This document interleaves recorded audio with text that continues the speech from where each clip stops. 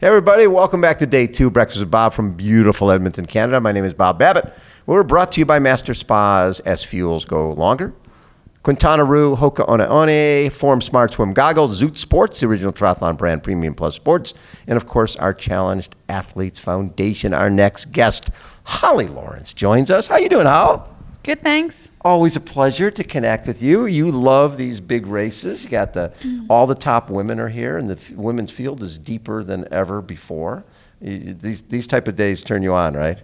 Yeah, I mean, I always like to race the best, and with the PTO races, it's bringing everyone out. If you put the money up, turns out everyone comes. Shows up, right. Yeah. Well, because the deal is that you can, in a lot of races where, prize money maybe goes first, second, third, and you're like, I don't want to take a chance because I could be out the prize money. When you're guaranteed $2,000 if you get to the finish line, and you can finish. Not that you for $100K, $1 million prize purse, that allows people to take some chances out there and go for it. Yeah, I mean, it's what the sport needs to bring everyone together more often, and instead of just world champs, and then kind of spreading out the field outside of that. So, yeah, I'm excited for it. Exactly. And this last year, this year, third at 70.3 Chattanooga, third at Oceanside. You've done Oceanside lots of times. What is it about that race that you like so much? Yeah, I mean, it's so close, I can't not really. Yeah, right, right. It's great. It's like the season opener, and it's always a stacked start list, even though it's not a regional championship, which it should be. But so you always know you'll get like a good fitness measure come April for Oceanside. Yeah, and I think that you've got, the swim, you start in the ocean, you come into the bay, the bike ride is parts of Camp Pendleton you never get to ride otherwise. And some really, really good. It's a nice, challenging season opener. Great course, yeah. Yeah, and third at Chattanooga. So what are in terms of your fitness for this race? So just before Chattanooga, I crashed on my bike. I'm still rocking. Oh my God! A gnarly scar. That is gnarly. You're pretty proud of that one. That's a good one. I don't think it looks that bad, but I just like everyone's reaction from it when I show it. And they're like, "Oh my God!" But I'm lucky. I was super lucky. Did you hit by a car? No, I crashed going 35 miles downhill, miles an hour. You were very lucky. Very lucky. Just stayed straight. And luckily there wasn't a car coming the other direction or anything. So I was super banged up doing 70.3 Chattanooga. I mean, I was on the fence whether to go or not, but I was like, stuff it. I hadn't put my arm down because I had no skin on it. I hadn't put my arm down before the race. Onto the aero bars. Yeah, onto the aero bars. And then I did for the race. And it was just it was miserable, but it was fine. But I'd spent 4 weeks in Flagstaff. Yes. Just before that, and I was feeling really fit. I came down to sea level, and I was like, shit. This makes sense. You've never done that before, right? Down enough. Yeah. You've never done the altitude camp or anything like that. And I've really wanted to, but I'm an athlete that gets into fatigue pretty easly. So I was always really scared of altitude. And obviously being in LA where it's sunny all year round, you get precious about the weather. But I loved it, and I loved how simple life was. And eat, drink, sleep, train. See, the sun coming over the mountain every day. It was lovely. And then, so it sucked to crash and everything. And then I got sick shortly after Chattanooga, just being super run down and body so banged up and inflamed. So then that was 8 weeks ago. And then I've just been struggling kind of getting back. So my fitness obviously isn't really where it was post coming out off of altitude training. Yeah. But I'm healthy and I'm ready to rip and just see where I'm at. So yeah, I'm excited. This course has a little bit of an ITU feel with the multiple loop, 3 loop on a swim and multiple loop on a bike. Technical, right? And what's cool is with a 20-meter draft rule, there's really reason to try to get away on those 3 climbs per lap. And it's really bad road surfaces all through the center. So you're going to be heads down looking, there's big potholes everywhere and cracks and stuff. So it's super technical, loads of turns. So the 20 meters is going to be hard, and everyone's going to be having to be super, super aware. and it's just going to be like trying to find your opportune moment to get around. So there's going to be like, hopefully the swim just like spreads it out, and like luckily it's a non-wetsuit, so that's it good should for kind you. of sparse it out. Yes. But yeah, it's kind of unknown. I feel like it's like an extended city Canada version of Island House. That is a really good analogy, because it sort of is, with all those like turns. Island House and is just punchy. Like, yeah. you know, you can't really have a race plan because it's just like going to be like, Yeah. Well, but I think that the one difference is that longer draft zone. Because I think if you get away on one of those little climbs, someone can't just bridge and go back onto your wheel, right? They have to stay back. Yeah. So that's gonna be a lot of fun. It's gonna be interesting. I think like really no one knows how it's gonna play out. Yeah, because like it's a so lot different. of the ITU girls, like Nicola, Yes. Luisa Baptista, Yes. Ash Gentle, like they're gonna be great, but like not used to more of like the 20-meter draft zones. So like, it's gonna be wide open, I think. Well, and I love the mix with the ITU athletes and 70.3. I think before this whole COVID thing, you were talking about, okay, I'm going to jump in. I'm going to jump into a full. Yeah, I know. So I picked one to do in 2020 before the world shut down. Ground to assault. So and then this year it didn't make sense. No. Because 70.3 Worlds is the end of October, so doing Kona, because obviously the goal is to do Kona. Of course. I could do my whole career without doing an Ironman, but Kona is such a draw. Like you go there and you're like, this is such a big deal to everybody. It really is sort of like our Super Bowl, right? Yeah, and I just want to be part of that, and like. Also, like I've done, so many of the same races every year that like naturally you want like a new challenge that scares you. And like Ironman, you're just like, I have no idea how I would fare. Like, and you just don't know like if it's going to be 5 hours into the race that you just crack. And like, it's just like, it's just a different challenge, and it really excites me. And like, maybe going into it naive is like the right thing to do too. It's like people who run their first marathon and have no idea what they're doing and have this great race. Yeah. And then by the 10th one, they're like, you can tell they know what's going to happen at mile 22, and they don't want to be there. So if someone came to you today and said, hey, you know what? Here's your wild card. Go do Kona. Yeah. You would, right? Exactly. You would take it up. It's like, but the hard part is you have to think about. They did. You have to think about. Okay, I got to train for another one to hopefully get a spot, and then you're like, well, I didn't quite get the spot, so now I got you compromise your season because you're sort of that person, the 70.3 specialist at this point, and you don't want to give up your whole season for something like that. Yeah, for an unknown. Yeah. I mean, it is hard, and you have to really play out like, what. I like look. That's good. Yeah. That was good. Oh, I could say. No, I wasn't absolutely. I suddenly realized it was coming out, and I was like, no, I like it. Say it. But that's, I think that's a lot of people would say, oh no, I wouldn't want to just go to Kona. I'm like, yeah, of course. Yes. Yeah. Yes. If someone said to a lot of the pros, you can just go to Kona and you don't have you get your wild card because you got it because you won a 70.3 back in 2016. You won the which at the time I was given a coin that said like I could be at Kona, but you would have to qualify. You had to do a validate or something. Yeah. Or you just had to finish just validate. One. You had to finish one. Which in itself it should have just been you get a free pass to go course. straight in. Like if you qualified by winning 70.3 wells, they should just let you straight in. Well, unless they say you have to go do 2 70.3s. Or I can understand wanting to have an appearance right, that they can make use of. But I've never understood, because back in the day, Craig Alexander won 70.3 Worlds. He got his Kona spot. And same with Marinda. Back in the day, you didn't have to. But then they validated? They didn't have to validate back then. You just went. I know Marinda would always do her like... just jog it, Ironman to validate it, right? Where she's like eating potato chips or something. Exactly. That was and the story. The reality is it's still a marathon. It's still a long it's a lot day. on your legs, I've never quite got that. Yeah. So what's the rest of your season?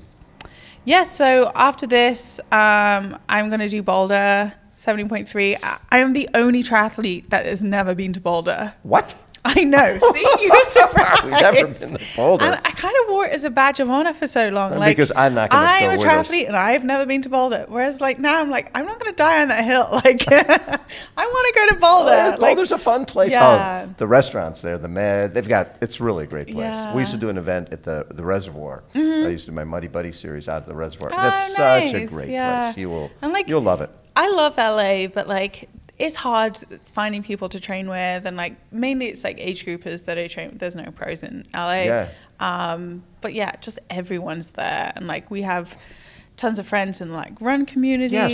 and like so yeah, I'm super excited to go. Will you stay for a while then, or just go Yeah, back for a so race? stay like a week and a bit before. Perfect. Yeah, but yeah, That we'll see. you're gonna love Maybe it. I'll be Then like, you'll be all right, moving now there. we're moving to Boulder. Because then you get your altitude. I've already looked at houses. Of course you have.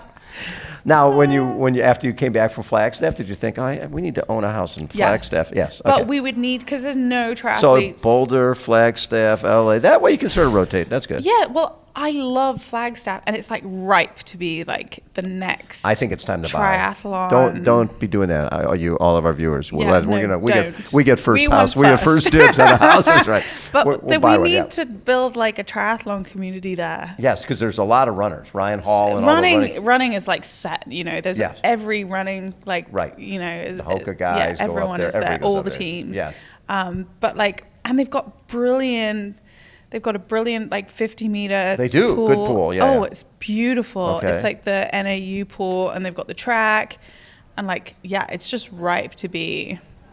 Well, become A training another destination. Bend, Boulder. Yeah, the only thing is not as much climbing. So there's like great for time trialing, but climbing like there's not so much. Yeah, but you're at altitude. That's a positive. But yeah, you're at altitude, Altitude. and for Kona, it's all time trialing. So Did you find that did you notice a difference with the altitude when you came back? yeah, Big time. big time. I mean, even at altitude, like I feel it more in my legs. That like I never felt it in my chest. Like a lot of Okay. people say they feel it. I just felt like my legs were blown all the time. Oh, But then interesting. you're kind of used to that. When you're a swim, triathlete, bike, your legs are run, always yeah, blown. your legs never feel good. So like, it was kind of nice that like, yeah, it was good. What's been your favorite when you look back at your career? Has there been one besides winning 70.3 worlds? Yeah, I mean that. Well, yes, that's yeah. I mean, Island House. don't you Bring think? it back. Bring it back. Isn't that the best? Oh, I have. Yeah, that's like honestly probably. Yeah, my best experiences of like all being together in this beautiful island Yes. and like just everything about it. I'm just so grateful that we got that I experience know. because it was. It only happened twice, right? I think Or it was three? like 3. There was Okay. maybe a I year don't think before. I went one time and it was Yeah. oh my god, it was Yeah. I went to Beers Gwen. Gwen. Yes. That didn't happen. It never happened. Fortunately, it was before. I think it was before people were taking photos with cell cameras at that point. Yes, there was a lot of witnesses. There was witnesses, but there's Yeah. a lot of material. no evidence. There's no evidence whatsoever. So after Boulder, So I'm not automatically qualified for the Collins Cup, so I have to see if I'm selected for a captain's pick. So we'll see maybe and after you're talking this the Europe Saturday. team is pretty.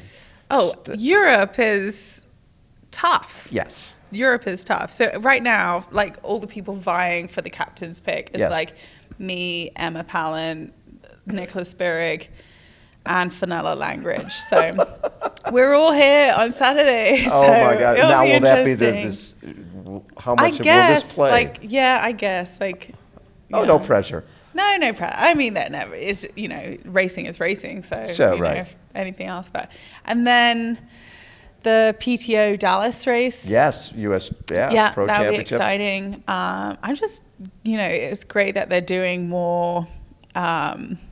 Just these Big PTO prize money races, like the races, get everybody majors. together. This was always the dream with PTO of like having the majors and having everyone show up. So like Right. this is the first year that we're getting to, Exactly. and then building on that. So I Right. just it's going to be great. It's going to be great because before the season starts, you know I'm Yeah. going to Yeah. all the U.S. Open, Canadian Open, US Collins Open, Cup, yeah. 70.3 Worlds. The majors, and then 70.3 regional champs, Right. world champs. Like the strongest races make everyone be there. And then you, with your wild card to Kona, you just show Yeah. up there and just go and boom, get that off the bucket list, and I'm done. I just did my one Kona, I won it.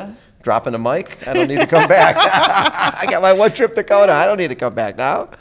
Oh my God! Now, what do your sisters think of this crazy stuff? So I've got a brother and a sister. A brother and sister, right? I mean, they don't really understand it, but yeah, they support it. So Sure. my sister, like, you know, never ran or swam really or biked at all. So like, but she's like a really, really big supporter, and like, she's great. Yeah, but weren't you guys competitive when growing up? Not really. Like, so me and my sister, she was never, you know, she was always second to me at swimming, and she hated it. So she like finished swimming and started gymnastics. But me and my brother were like swimming together and like did everything together. Okay. And then like he was the athlete, you know. Yeah, but who was there was some story where someone, was it you who would take your, if you had a trophy that was lesser than, you would throw it in the trash can? Yeah, that was my sister. So if you beat her. Yeah, which was Always. all the time in swimming. Yeah. And I only found that in like, I found that out in adult life. Like, and I was like, oh, like I thought we were something we would do together. I thought we were sisters. Yeah. I thought we were sisters. But, You're throwing your trophy away because I beat you. Yeah. But then so she went through a phase of like hating competition, but now she's got kids, and like, you know, she's putting them in swimming and like all the others, and I'm like, oh yeah, and like, yeah, she's great. She's like, even at World Champs when she came in Nice, she got all T-shirts made with like my face on it and like these little face things. I was there. I saw those. My cousins. Yeah, on sticks. They're hilarious. Holly Lawrence on sticks. Yeah, yes. And my cousins We went all had out one. I've got pretending them at they're home. doing live coverage of like me out on the course. It was ridiculous. Well, but what was cool about that is, and I know you don't think it's that big a deal, but you had a broken foot. Your career could have been over. Yeah. And then you got second there to Daniela, and that was and sort of course they didn't suit me. I mean, didn't suit you, no. The descending was the biggest, like, you know, it was me racing that course, and like I am not a great descender. Daniela's fantastic, Right. and so many others are much better than me. I can tell from the Ironman, basically, that you're not a great descender. All right, Bob. It was a freak accident, okay? Moving on.